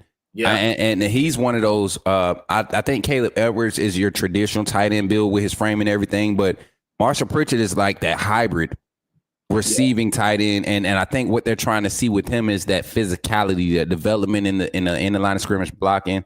I think they like splitting him, kind of like what they did with Caleb Odom last year. When he came in, and they saw that he had more so receiver assets. And came out of high school as a tight end. A lot of people didn't want to hear that, but I think Caleb Odom would have definitely been, for this scheme, a solid tight end. You put 15 more pounds on, you're the hybrid tight end. You're the build 6'5", 6'6", 230, 235, where you're able to. You don't have to be on the line of scrimmage a lot. You get split a lot. You get in that slot position, and you create mismatches because you either have the smaller DB or the slower linebacker on you. That's what you see those guys thriving. You saw was the kid from Florida, the young man from Florida a few years back that just took that position by storm. I forget the Kyle Pitts. Yeah, Kyle Pitts. You see that type of frame and that type of framework in Marshall Pritchett coming into this season. And like you said, though, him and Caleb Edwards, man, the future of the tight end room looks great when you have the opportunity to bring guys like Jackson Marco back next year. Another transfer tight end that probably won't be the impactful guy, but you look at his development, and he's going to be that traditional H-back that opens up for receiving assets like Caleb Edwards and Marshall Pritchett for the future. And you got to think about the commitment we got from Max Sutter in this class, this 26 class. So the tight end room overall looks valuable. Coming into this game Saturday, I think you're going to see its impact early because of like what you said. Jaden Roberts might be out. You got Jan Miller out. I think the offensive line won't be the issue. It'll be some of those flood concepts where you don't want your quarterback getting overextended, rolling out the pocket. You don't want your right tackle reaching or overextending on his block, rolling that pocket. So you see some flood concepts rolling to that tight end side. Maybe they roll him from the weak side. They have the tight end as far as alignment. He rolls or floods from the weak side. That's probably what you'll see when you have assets like Caleb Edwards, assets like Brody Dalton, Josh Cuevas. And like you said something about Danny Lewis that I've been saying about Danny since he's been on campus. If he can just string together some consistent, and I'm not talking about 2 practices, this is a level of college football, and this has been a situation in Alabama's tight end room since he's been there, where the tight end room has yet to force its value in the offensive scheme. We've yet to see a tight end really come in and say, I could be a mismatch problem and I could separate, and Danny Lewis was supposed to be that guy with his size and his frame. I think he was supposed to be that guy coming into Bama his first 2 years, but injuries, like you said. So we get him past those injuries. Can he put it all together and be a part of this rotation? Because honestly, schematically, I don't think he's the fit for this offensive style. I just don't. I think if it was a situation where he hit the portal and possibly found a better situation where he schematically fits, it would make sense. I couldn't be mad at the young man for doing what's best for his career. But schematically, if he somehow turns it over and is able to be that in the line of scrimmage consistent blocker that they were evaluating and say he need to work on, and then provide that wide catch radius, that big catch radius with his frame, he'll be the perfect red zone tight end for this scheme, man. And I think that's where he could kind of build his value this season coming into this game against Florida State. I think it's going to be a lot of red zone opportunities with the big play making ability that we have. A lot of tackles inside the 10-yard line, the 15-yard line, where you're in that mix of run pass zone. Danny Lewis, guys like that could be effective. Let's go to the defensive side. We're gonna leave the running backs alone, and because I think we're good with running backs. I think that's probably the only room I'm like, okay, you lose Jam, you lose Rich. I think we still good. Daniel Hill, Dre Washington, A.K. Deere, Kevin Riley. The list goes on with the running back room, and with this scheme, the way the running game is going to be dialed up with Ryan Grubb, you're talking about anywhere from 28 to 31 rush attempts a game. You got plenty of tread in there and plenty of options in that room. Give me a quick thought on the running back room. Where do you think this running back load carry falls on? I really got a high sense for Ryan Grubb's play call and just being so attracted to it. And I think Richard Young is going to end up being similar to what Dylan Johnson was, even when Jam Miller comes back. Yeah, I would say Richard Young. I think it's just, the experience. And the thing about Richard Young, it's like when you have an opportunity, like I said, with the offensive line, an opportunity to go into garbage time and make a play, Richard Young was popping big runs pretty much every time he touched the ball. I don't know what his yards per carry was off the top of my head. 6.1 yards per carry. Right. Like he was popping major runs every time he got into the game. So I like that aspect of it. It's somebody that, I think the coaching staff is really invested in, really just, getting him to commit to all the things they need to do. I just think it's, it's his opportunity to step into it. I think the Daniel Hill buzz is very interesting as well. Dre Washington is a veteran. So I think you are right. The room is going to be good. I think, again, and it's been a talking point of late is who is ultimately going to be the best in pass protection, right? And I know people say, oh, well, Daniel Hill is 240. I'm not talking about Daniel Hill standing there and a linebacker just running right at him. Daniel Hill will be able to take care of it. I'm talking about when it's started long and there's 7 guys on the line of scrimmage and you don't know who's coming where, who's dropping back. Can you identify the right guy? Can you pick out the right guy and then stand in front of him and block him? I'm not talking about somebody who's just coming free. It's like, okay, I'll just step to the left and stand right in front of them and block them. So that's the part that I'm really interested in. But I think Richard Young's made a lot of strides in that area as well. So I'd agree with you. I think Richard Young's probably going to be that lead guy. And then, for the experience sake of it, I wouldn't be surprised if it was Dre Washington for this particular situation, just because you might need a veteran in a hostile environment. If it gets to be kind of tied at the offensive sputter, you might just need an older guy to just go in there and just hold it together. And then you get out of there with the win. And then moving forward, you might be able to build off of that. So I think that possibility is there as well. But I think Daniel Hill is going to have a role in this offense as well. 100%. Change of pace type season for Daniel Hill. Same thing we saw from Josh Jacobs, the year he came out. A lot of people forget, he wasn't the go-to back ever at Bama. He wasn't RB1 ever at Bama. Ended up still being a first round draft pick, Josh Jacobs was? First round. So by the Raiders, right? Yeah. So you don't have to be the main guy. You just got to be able to be a game changer. And I said that about Jam Miller being injured. If Jam Miller being injured, and the offensive production is quality, and then he comes back and it just creates another level that just pads his draft stock, right? That pads his draft stock. That pads his quality is what he brings to the table, his value. But if it's a situation where the run game is struggling, then he comes back and then all of a sudden we go from averaging 80 yards as a team, total team yards, to 115, 120. Now we talking about Jam Miller being a game changer, but I don't think we have that in the room right now. I think all the first 3 backs you want off the bench, or first 4, in Miller, Young, Hill, and Washington, I think you can have, like you said, hit those marks, that average yards per carry. May not be explosive, but if we hit these marks, we checking these blocks on a consistent basis, and you got 4 options to do that, that's a dangerous team to deal with, because you're not going to have, it's very rare you're going to have 4 options on the other side of the ball that need to counter that and stop it from being effective. Right. So I like where we stand in the running back room. Let's talk defense before we get out of here today, man. Every time you come on here, we end up going way over our time, and I'm not going to let us do this time. I'm not going to let us do this time. Let's talk defense, man. Overall defense, I think the matchup of the game, and we can dive into this on so many levels. We could take about 5-7 minutes a piece and really dive into it, man. The matchup for the game to me, Gus Malzahn, offensive coordinator at Florida State, first year at Florida State, first year coaching with Coach Norvell, right? Mm-hmm. Also, first year having to call the offense with that style of defense, 3-3-5, a true 3-3-5 on the other side of the ball. Right. And I don't think people factor in these concepts or these philosophy clashes when they talk about getting coaches together.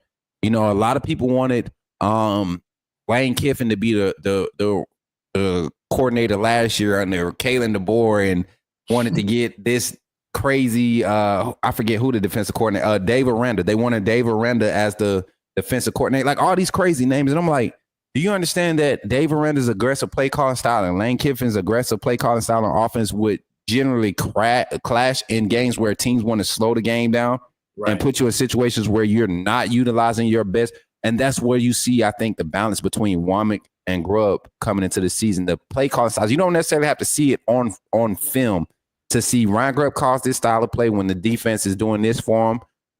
Kane Womack calls this style of play when the offense is doing this for him. When they find a balance of what they want or need from the other side of the ball, it's going to be dangerous.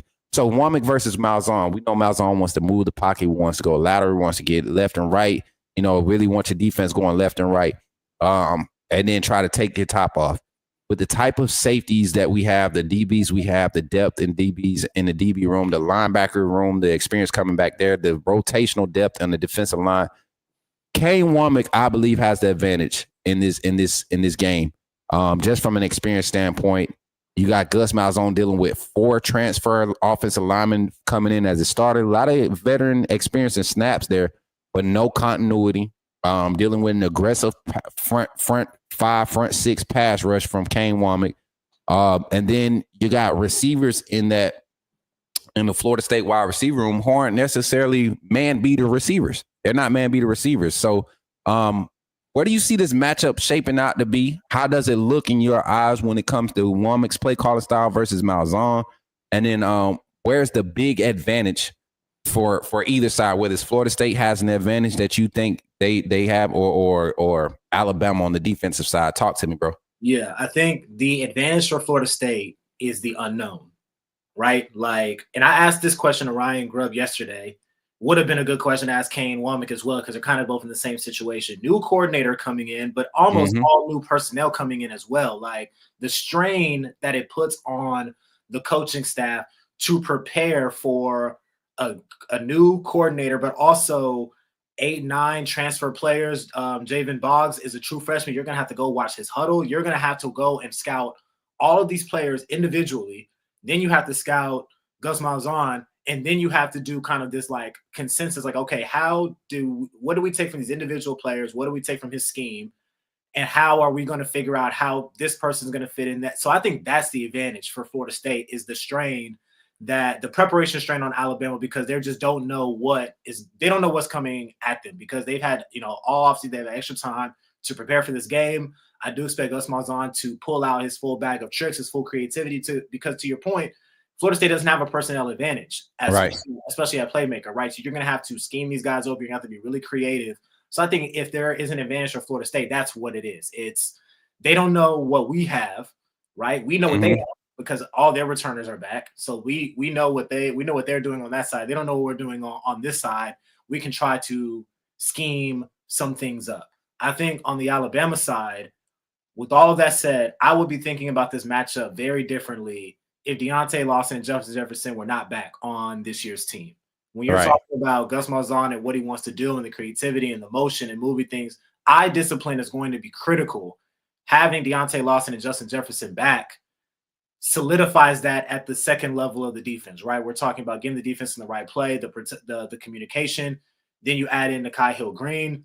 That's a great stabilizer. So I think that is, a stroke of good luck for Alabama and Justin Jefferson. Not great luck for Deontay Lawson, obviously, but I think fortunate for the team that both of these guys are back. So I think that's a big part of it as well. I think for Alabama, if there's a concern for me and this is something that persisted throughout last year, is just, is this is going to be a better tackling team than what we saw a year ago, right? And it wasn't so much, a lot of it was they miss a tackle and it becomes a long run. It's you have an opportunity to force a 2nd and 11, but you missed the first tackle. Now it's 2nd and 6. Now it's 2nd and 7, right? You could have put them in a long distance situation, but you miss a tackle. Now it's a 2nd and manageable, and then the offense gets a chance to move forward. So I think like those things are going to be really critical. Obviously, you're going to have to get Tommy Castellanos on the ground. That's, obvious, right? But it's just is going to be a better. Is Alabama's defense going to be a more well-oiled operation? I think it will, just because of what we talked about earlier with Kay Womack and just being kind of able to oversee everything and take onus of the game plan. But that's my initial thoughts on this matchup on that side of the ball. I think Florida State is gonna, the mystery is their big advantage, but when it comes down to like the actual players on the field, I think Alabama has a pretty decisive advantage on that side of it. But I will say that the veteran offensive line against Alabama's defensive line is an interesting matchup, because Alabama has the frontline starters, right? Like they have really experienced like the first 3-4 guys, but the depth behind them. How are they going to? How's a Jeremiah Beeman in his first, second, third, really like big game action going to go up against these guys on the other side that have like thousands of snaps, right? Like Edric Hill, Jordan Renaud. How are they going to, fare in a situation where they're going against much older veteran guys? So I think that's a matchup within the matchup. But I think, overall, those are just kind of my thoughts on how these two teams, match up. And you asked some very, you posed some very valid questions when you talk about how these younger guys with very limited experience for Alabama's defensive front, how they're going to match up against the veteran transfers and the group that's on the other side of the ball for Florida State when it comes to their O-line. And I look at it like this, Kenny. When you have a rotational depth like Alabama has up front, you kind of make it harder for the unknown to be more prevalent. And that's why I think the key to this matchup is if you can start early with the disruptions up front for Alabama, if you can start early, that throws that whole front offensive line off, right? And we saw it happen with Alabama last year. Do you have the same athleticism in Tommy Castellanos as you had in Jalen Milroe last year? I don't think so. I don't think you even have the same arm talent, as you had for Castellanos. If Tommy Castellanos was in the same tier as Jalen Milroe, he would be in the NFL right now, because he would have not lost a job at Boston College, and then the Bill O'Brien connection, right? Bill O'Brien, NFL, if they were comparable in that way, he would be in somebody's training camp right now. He wouldn't be, at Florida State. But I'll let you continue. But yeah, and that's what I want people to realize. Like for all the Florida State fans that are buying all the hype, talking about his athleticism, that's been great. Dual threat quarterbacks that have beaten Alabama in past time and beaten Coach Saban's system. I keep trying to tell y'all, like, Kane Womack has yet to be beat up by a mobile quarterback. He has yet. I mean, in his career, look at what Indiana did. I forget who did they face that year at Ohio State. Kane Womack was the reason why that Indiana game, they only lost by 3 points. That defense. 19, that was Justin Fields. I want to say it was Justin Fields running all over Indiana that year. 2020. 2020 was Justin Fields. Yeah. Okay. Yeah. So I just look at how he schemes up against the mobile quarterback. Like, I think that might be one of his expertise. Forcing the mobile quarterback to get his eyes from downfield and putting him in situations where he's taking away half the field for the quarterback. I hope my brother's computer didn't die. That looked like a computer just died. Let me see. I think he probably forgot to plug the keyboard up. Shoot me a message in private chat when you're ready, Kenny. Yeah, I think that computer. Okay, there you go. You back? Yeah. I'm good. Nah, I did. My charger was sitting right there, just wasn't plugged up. Plugged in. I had to go get it. My bad. You good, man? Look, I said that looked like the computer dying. Like out there, that didn't look like the camera went out. That was the the computer. I seen him look a minute ago. I said, that's the charger. Look, But yeah, man, I really do believe the difference, like you said, is with having Deontay Lawson back, and may not be 100%. I know he's going to play. I know he's ready, but I don't think he's 100%. I think him setting the tone for that rotational depth. That Kai Hill Green is going to be quality. Talking about somebody doesn't necessarily have to know the scheme verbatim, right? But is a person that can find the ball, get to the ball, very solid open field tackler. Let's just pray that he's not one of those situations that we got from Henry To'oTo'o, who comes from Tennessee, leading the team in tackles, then come here and leads the team in missed tackles. Like, I don't want to see that. If I had to have a concern, if I had to pick out a matchup, it would be Alabama's inside linebacker room, right, versus the Florida State run game. Yeah. I mean, whether that's quarterback, run game, running back, jet sweep, the eye discipline, like you said, that's going to be key for our inside linebackers because that's what accounts for most of the space in this scheme. They have to account for most of the space, especially in the middle of the field. You don't see a lot of the free safety having that responsibility. You don't see the Husky or the Rover having a lot of that responsibility. Those inside linebackers are asked to do a lot. That's why you don't see a lot of midline blitzes from this scheme. You see a lot of stunts up front, but you got to have those athletic guys up front. So I'm going to be watching the inside linebacker play in particular just to see what type of effectiveness we have and how deep do we go in that rotation. If I had to give a guess, I think you might see some QB reads. I think you might see QB reads from 12 to 15 snaps this game with this rotation. I think you might see Abdul Sanders Jr. get 3 or 4 snaps in meaningful game time because of the rotation that you're going to see. And then I truly believe Kane Womack really wants to get that new cheetah package. I don't know what they're calling it now, but that new cheetah package, I think we're going to see a lot of that with the team speed that we have on the defensive side, really allowing those bigger guys those opportunities to be in second and short, third and short to really disrupt the run game or to disrupt the front. This matchup doesn't look good for Malzahn early in this season for week 1. And for that reason, I give it to Womack, not as a fan, but just from schematic standpoint.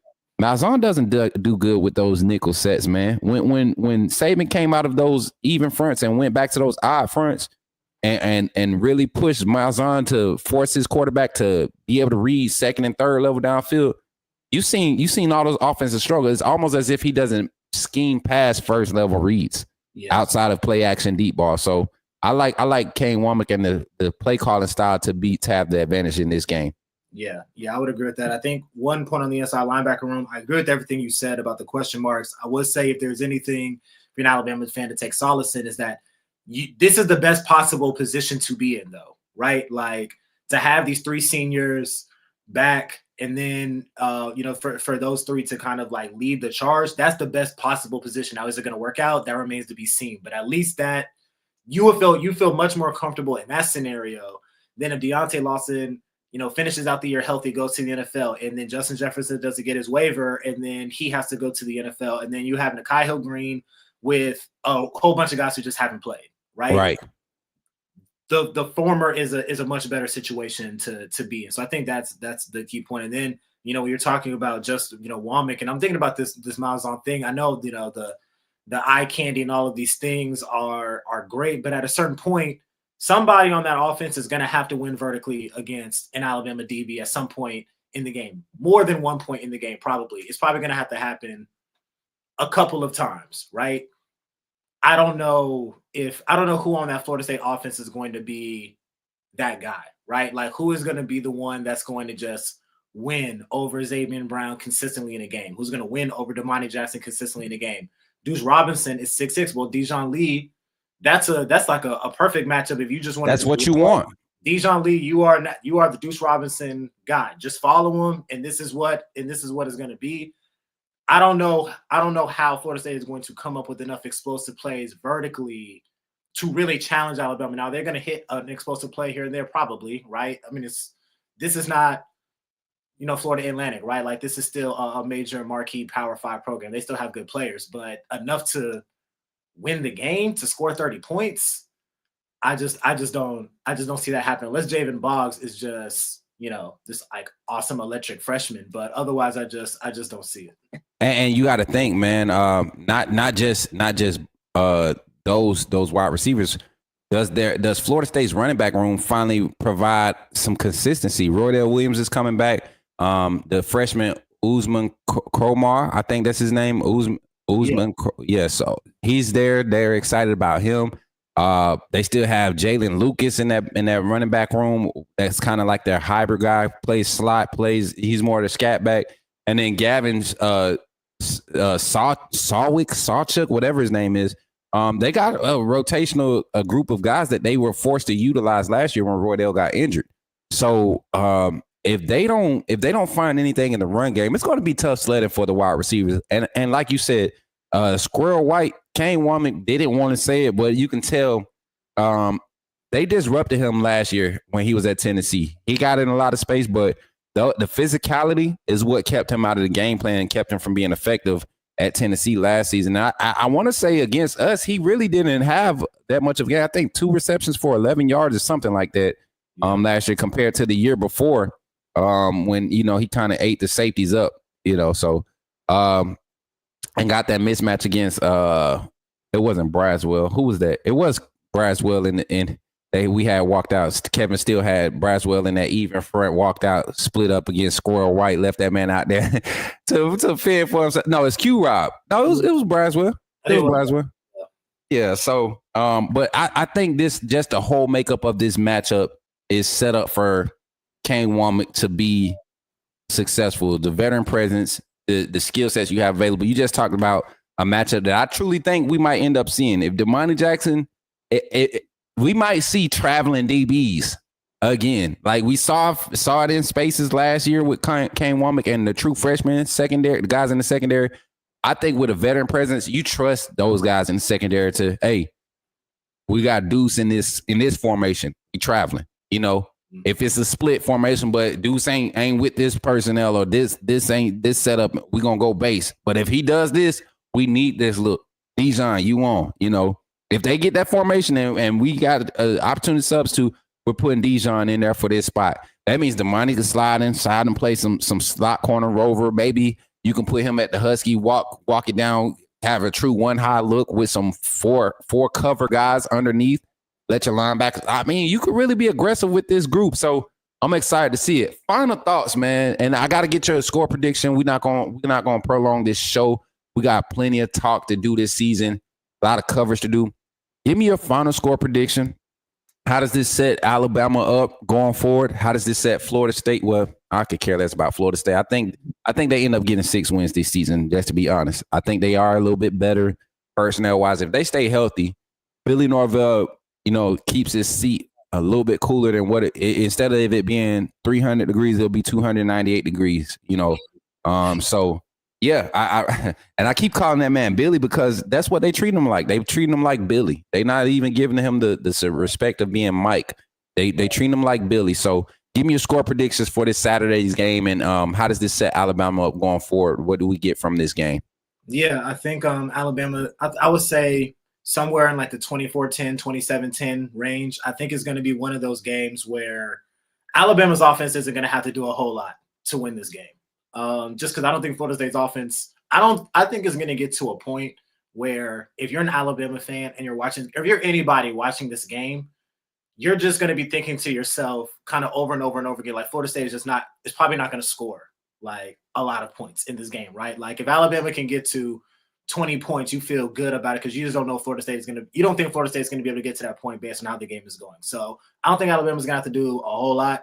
I just think, Alabama's offense is going to, they're going to show some things. But I think for the most part, this is kind of one of those games where you want to go in, get the win, get out, right? Yeah. You don't need to show all this elaborate stuff. You don't need to go out there, and you do want to make a statement, obviously, but you don't have to go out there and do it in a way where it's like we're just trying to throw all these things at the wall in the first game, right? Like I think you want to see very basic things, like to the Ty Simpson conversation, right? You said this is where it's supposed to be. Can Ty Simpson go out there and keep the offense on track? Can he go out there and not make any mistakes? Can we not have any blocking assignments on the offensive line? We have all these veterans. Can the offensive line just do his job, right? Can we not have any drops? Can the running backs be solid in pass protection? If you do those things, baseline, you are going to get 3 touchdowns in this, 3-4 touchdowns, or 3-4-5 scoring opportunities, right? Right. In this game. Weather might be a factor. So I just think it's going to get to a situation where the offense is going to do what it needs to do to get a comfortable lead. And then at that point, it's just a matter of burning the clock, getting out there with no injuries, and then the defense I think is just going to be pretty lights out start to finish. So I think it's going to be a 27-24-10 game. I think you should come out of this game feeling like that's the outcome that you wanted, right? Like Right. you wanted to see the things that you wanted to see. This is a team that you feel like you have a personnel advantage over. Go win the game, and then you move. Then you have some more games to kind of really ramp up, and then obviously the Georgia game is going to be the game where that's where you want to see full tilt. You want to see full everything. You want to see the team do what it needs to do. But in this game, I don't think Alabama needs to do much more, but go in there, be who they are, and they should win this game pretty comfortably. I think it sets up Alabama for to be undefeated going into the Georgia game, right? Like I think that's like the main thing, right? Can you just be healthy the rest of September? Go. And I see a comment from Frank Wright. That's why I put 27 in there, because I want to see the special teams do well. And I wrote about this all last season when I was with the Athletic. Alabama special teams were kind of a disaster last year. Yeah. Like really bad. James Burnett was awesome as a punter.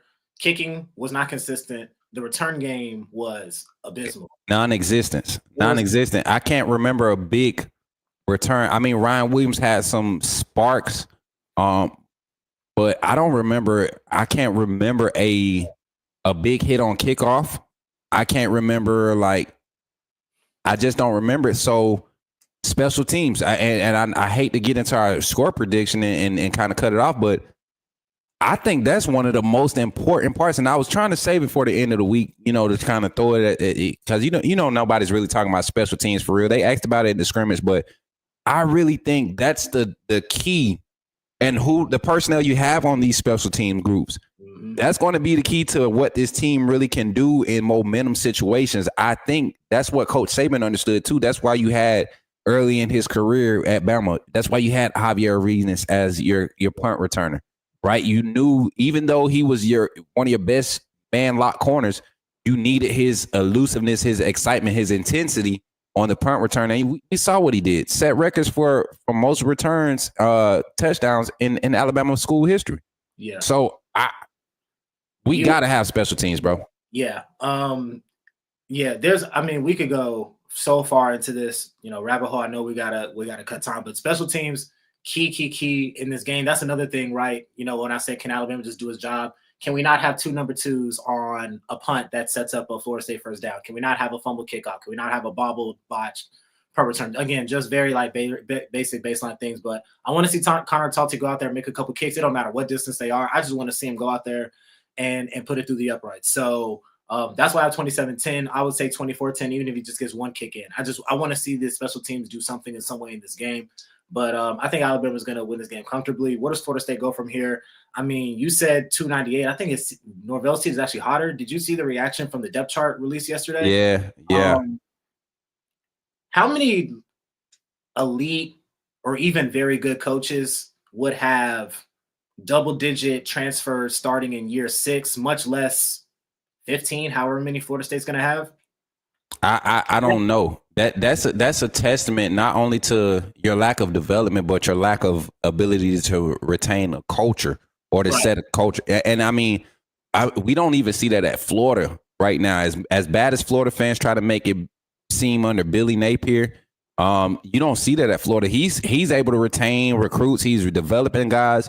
And Florida might be a dark horse this year. You don't see that happening at Florida State. Florida State's in trouble culture-wise. They may have been able to pad it a little bit with the portal pieces that they got, getting some Squirrel White, Deuce Robinson out the portal, Tommy, guys that's vocal and are real confident in themselves. But, hey, football is an 11-man sport. You only could play 11 guys at a time, and only one person can have the ball in their hand at one time. So, it's going to be something to see if this can come together. And like you said, I think it's harder than 300 right now.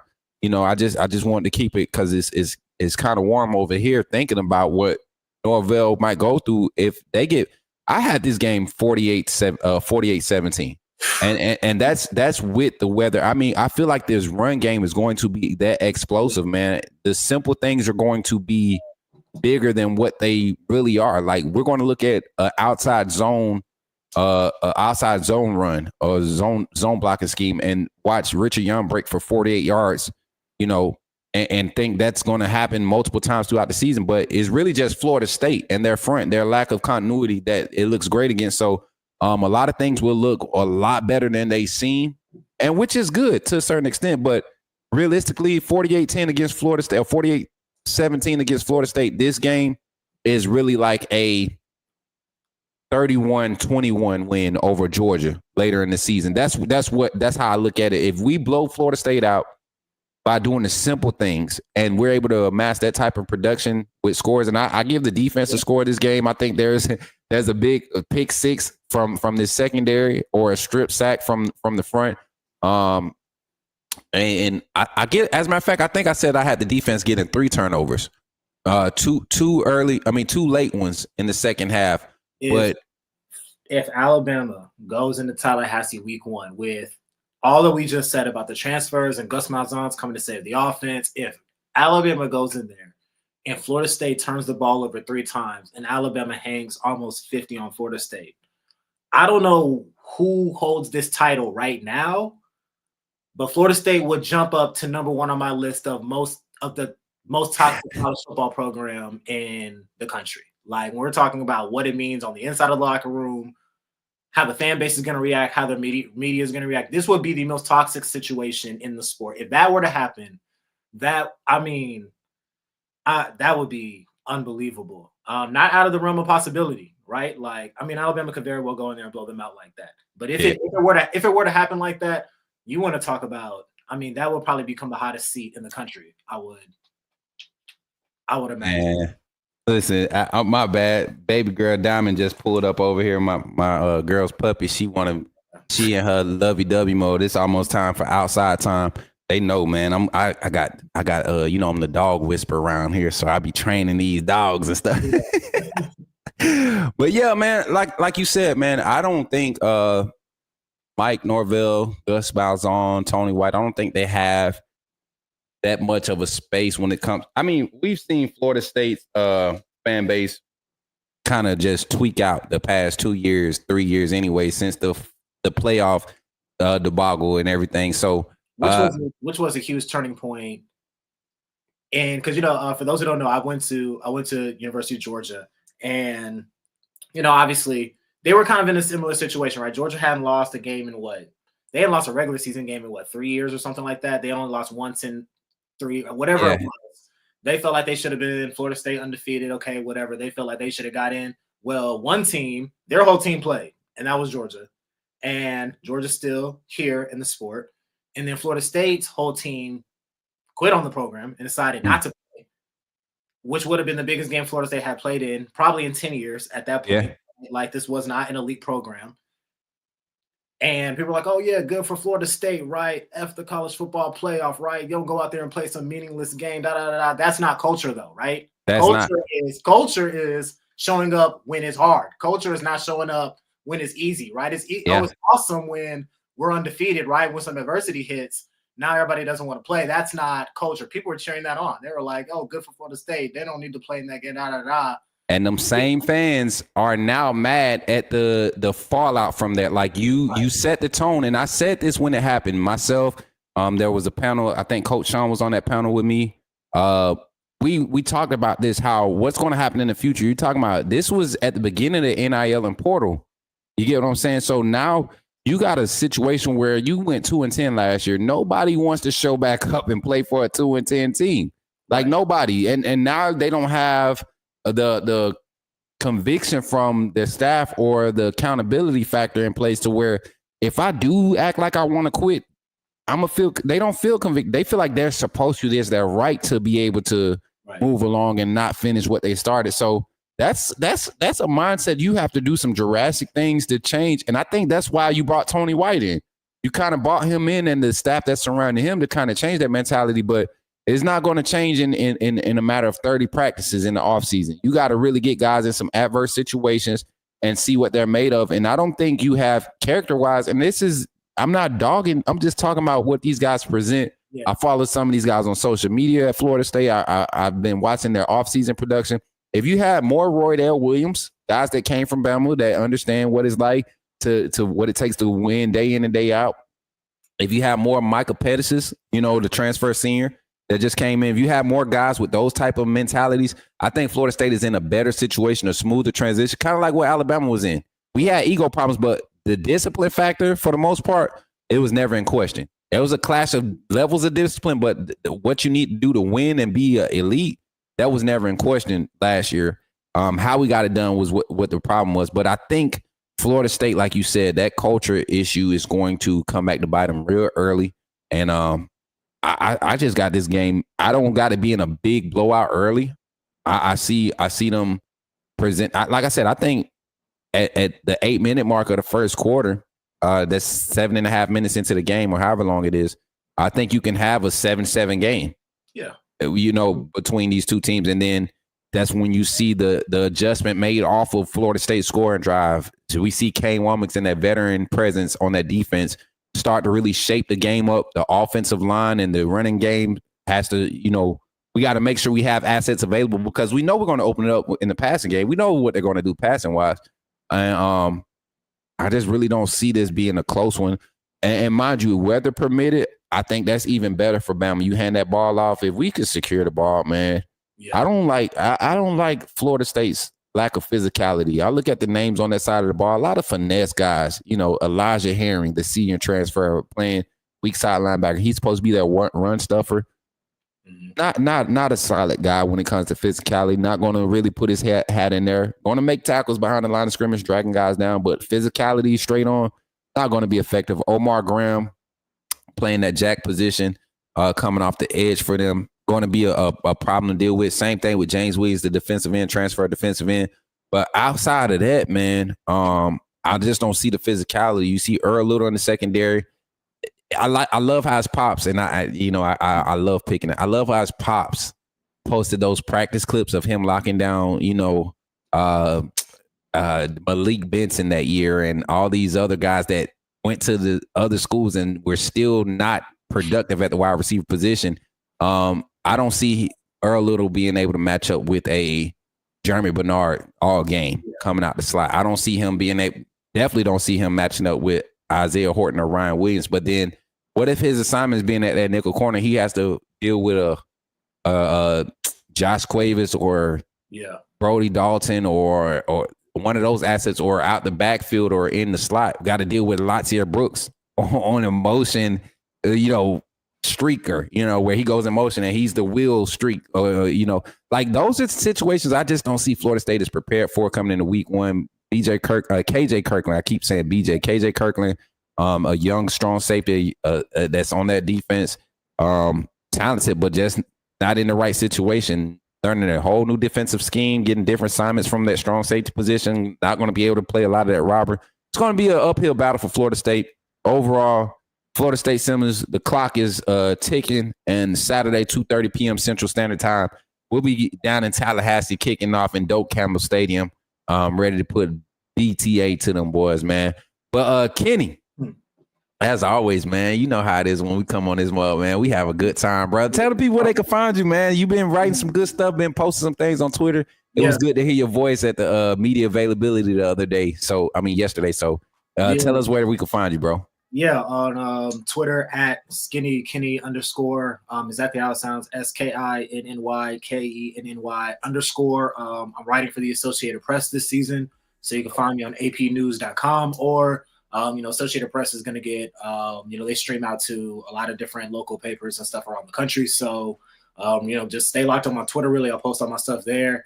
And that's where you can find me. And, hopefully I'll be back on this platform at some point. We can talk some more Bama or whatever. So great to be on. And y'all follow me.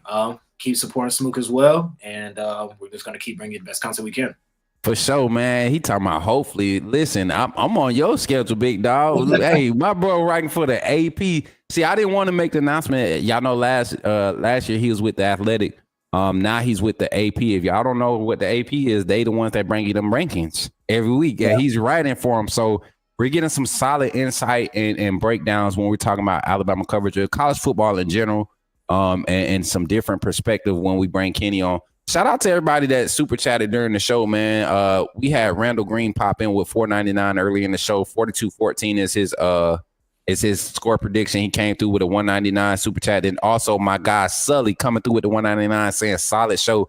And listen, Kenny, we got a few more days before kickoff. I slick want to get you back on Friday if you're available with a panel because really just depends on the time. Yeah, I'll make sure I connect with you and see what time everybody can do it. I think the panel that I'm trying to get together, it'll be one of those heaters, man, where we get the squad together. I got some panel round table type stuff set up. You know how I get when I get to having fun on this channel. So again, Kenny, I appreciate you, man, as always, stepping in and tapping in with us and giving us that great insight.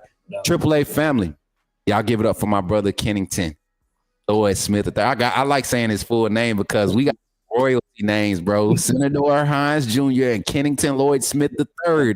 Yeah, man. Y'all better be watching out, man. I told y'all, I told them last year, give it about 2 years, and you're gonna be seeing our faces on some different type of stuff. Like when it comes to covering college athletics, college football, I really see us making an impact in this industry, bro. So I appreciate you for gracing us. And yeah, man, anything you want to say before you get up out of here, bro? Yeah, man. Just say, it's all love. Appreciate you having me on. Keep doing your thing, and I'll see you soon for sure. For sure, bro. Y'all give it up for Kennington Lloyd Smith III, man, of the AP. Y'all give it up for my brother, man. Yeah. Associated Press writer. That wasn't doing it, man. I'm trying to get like you when I get grown. All right, brother. Enjoy the rest of your day, man. I'll tap in with you. Yeah, man. Appreciate you. All right, man. Yeah, y'all, chat. Appreciate y'all for showing up and supporting this morning. Y'all know every time we get Kenny on, it's going to be a long conversation. We never stay within that hour and a half time limit, which is why I always plan for these shows to go at least 2 hours. Me and Kenny, we get on, we talk some real good talk, and y'all enjoy it on all platforms. I purposely don't acknowledge much comments when we have guests. What's up, Nate? Good to see you over there. I purposely don't do that, gives the guest their opportunity to speak. And we were having great conversation. I think y'all slowed down on the comments because y'all were enjoying the conversation. So we appreciate y'all for being here today. We appreciate y'all for tapping in and turning up. Make sure we run them likes up. How many likes we at? We had 47 likes. 3 more likes to get us to 50 likes on the stream, man. Imagine that, 50 likes before we close the show out. But before we close the show out, I just want to bring some attention to a few things. We got all of our merch links, all of our subscriber links, everything you can follow our content over on our link tree right there. I think we got do we have that in the commands? I think we do. Let me see. Exclamation link tree. Do we have it? Is that a command? I could get it programmed. I'm glad Jackson just brought that up. Appreciate Jackson for tapping in. My partner in crime over there on the Alabama at the Voice of College Football. Y'all can catch us live tonight. What time is our live tonight, Jackson? What time is our live tonight over at Alabama at the Voice of College Football? And then I'm going to be doing some gaming tonight, y'all. Late night gaming. I got to get it in. I got to get these sessions in because I will not show up this weekend. And I will not show up Thursday and embarrass Bama Nation as we do our live game simulation. And I plan to have the whole setup, y'all. I plan to have it set up the right way so that we can do this like we've done it in the past. I want to make sure this green wall behind me, as y'all can see, everything is not all the way set up. Everything's not all the way set up, chat. I done knocked the screen down. But my bad. We got a malfunction, chat. Got a malfunction, chat. I'm messing up. I done doggone knocked the screen over. Lord have mercy. Help me, please, Jesus. But as y'all can see, we gotta move our camera, our setup a little bit over that way. And I think we're gonna turn this part of the table, push it up some more that way. Melvin, don't be laughing, bro. That's not one funny. I think we're gonna turn the table that way so we can move this keyboard out the way, and then we can use this whole green screen as the field. That way I can stand up and coach the game. So if y'all want to see some entertaining gaming content that's going to be realistic, and I plan to have the voice, the headset talk, chatter, and everything available with the sound effects. We're going to be live on TikTok doing it. We'll have it we'll have it recorded so that we could post the edit on YouTube. Make sure y'all follow me on all platforms at Coach Smook. That's how you're going to stay in contact with all the content. That's how you're going to stay up to date. We got shorts being posted from yesterday's call-in show. We got some clips that's going to be broke down from today's show. So continue to support the content. If you really enjoy it, continue to support by liking and share. And with that being said, y'all, I just want to say thank y'all for tapping in today to the Coach Smook Network here on the Coach Smook Morning Show. It's been a fun 2 hours hanging with y'all, man. Hopefully y'all enjoyed it just like I did. And don't forget, shout out to our sponsors. Shout out to everybody that's supporting us. Shout out to the AAA members. And mostly shout out to this moderating team, this AAA, the Coach Smook Network admin team, man. Y'all really been putting in work this week. We got a few more days till kickoff. And just remember, man, this only week 1. If you feel like you're tired already from the type of energy you've been putting towards, that means you're doing the right thing. That means you helping this thing grow. Trill fam, appreciate the gifts, man. Appreciate the gifts over there on TikTok, family. Coming in, tapping in. Trill fam, tapping in. Real Rare 10, Nay. Appreciate all the comments, y'all. Antonio, big homie. Everybody over there that tapped in today on TikTok, I appreciate y'all. With that being said, Instagram, y'all too. I ain't gonna forget about Instagram. We had some people pull up on Instagram. Brody, Lorenzo. All right, reintegrative coach. Appreciate y'all for tapping in and showing your boy some love. And once again, YouTube, we have 48 likes on the stream. Let's get 2 more likes before we get up out of here, before this show ends. Thank y'all for being who y'all are and supporting the Coach Smook Network. Just want to leave y'all with a Roll Tide. And when you see me in the streets, holla at me and say, put me in the game, Coach Smook. I'll catch y'all on the next one. Be blessed. Remember, when you see me in the streets, holla at me. Say, put me in the game, Coach Smook. Put me in the game, Coach Smook. Put me in the game, Coach Smook. Like, share, subscribe. You know we keep it live. Put me in the game, Coach Smook. Put me in the game, Coach Smook. Put me in the game, Coach Smook. Put me in the game, Coach Smook. Put me in the game, Coach Smook. Put me in the game, Coach Smook. Put me in the game, Coach Smook. Put me in the game, Coach Smook. Like, share, subscribe. You know we keep it live.